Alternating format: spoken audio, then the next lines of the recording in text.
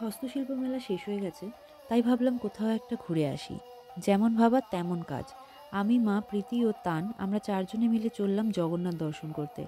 না না, পুরী যেতে হয়নি, খোদ কলকাতার মধ্যে সাপুজি যাওয়ার রাস্তায় নিউ টাউন কারিগরি ভবনের ঠিক পাশে নতুন তৈরি হওয়া জগন্নাথ মন্দিরে।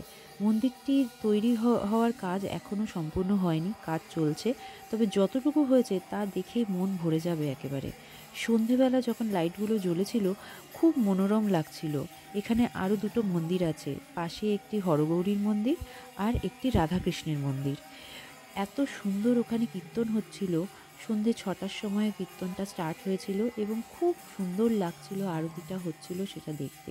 মন্দিরের ভিতরে কারুকাজ মিলিয়ে মিশিয়ে খুবই সুন্দর। আপনারা একবার হলেও ওখানে যান এবং আপনাদের মন ভরে যাবে, এইটুকুনি আমি কথা দিতে পারি। এত সুন্দর, এত মনোরম পরিবেশ। এখানে একটি কথা বলে রাখি, এখানে কিন্তু ভোগের ব্যবস্থা এখনও শুরু হয়নি। এবার বলি কিভাবে যাবেন। বাসে করে বিশ্ববাংলা গেটে নামবেন, সাপুরজি যাবার অটো বা টোটো করে যেতে হবে। ওরা রিজার্ভ ছাড়া এখন যেতে চাইছে না, এবং যখন রিজার্ভ করবেন তখন কিন্তু অবশ্যই ভাড়াটা কথা বলে নেবেন।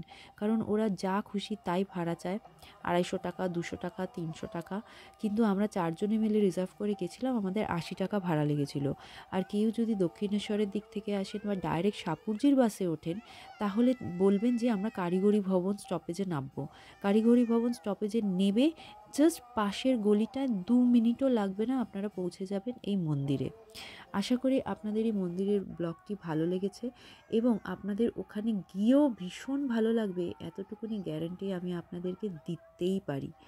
কিছুক্ষণ থাকবেন, সময় কাটাবেন, সকাল থেকে গেলেও ভালো লাগবে।